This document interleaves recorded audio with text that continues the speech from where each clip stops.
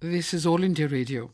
The news read by Minuti Chatterjee. The centre will provide all help to Jammu and Kashmir to restore permanent peace in the state. This assurance was given by Union Home Minister Sushil Kumar Shinde during his one-to-one meeting with Chief Minister Omar Abdullah in Srinagar. Mr. Shinde assured all support from the government to Jammu and Kashmir in its efforts to restore permanent peace and march ahead on the road to progress and prosperity. They also discussed matters relating to developmental schemes under implementation in the states under the Prime Minister Reconstruction Programme and other programs.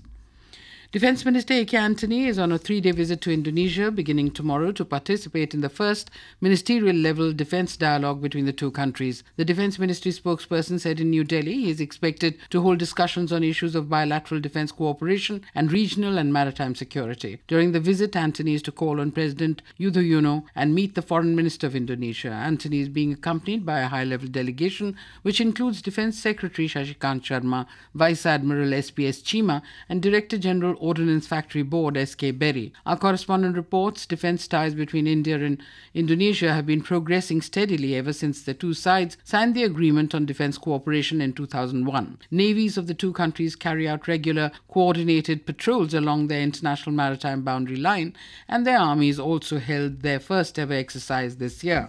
Foreign institutional investors, FII, poured in over 10,000 crore rupees in the stock market this month so far, enthused by reforms initiatives taken by the government to boost economic growth and investor sentiment. As per data available with market regulator SEBI during October 1st to the 12th, overseas investors were gross buyers of shares worth 30,605 crore rupees, while they sold equities amounting to 20,223 crores, translating into net inflow of over 10,000 crore rupees.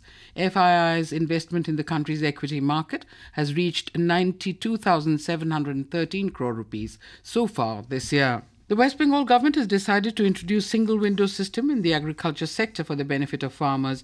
Agriculture Secretary told AIR that this will be set up on the line of industrial sector where farmers will get all necessary helps and information under one umbrella. Our correspondent reports that the system will be launched in all 341 blocks in the state by this month. The main aim of the plan is that the farmers need not visit various organizations repeatedly to meet their needs.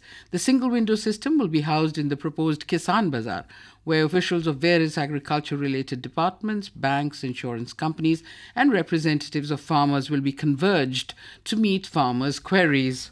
In Assam, security has been intensified on the eve of Durga Puja to avert any possible threat of anti-talk faction of Alpha.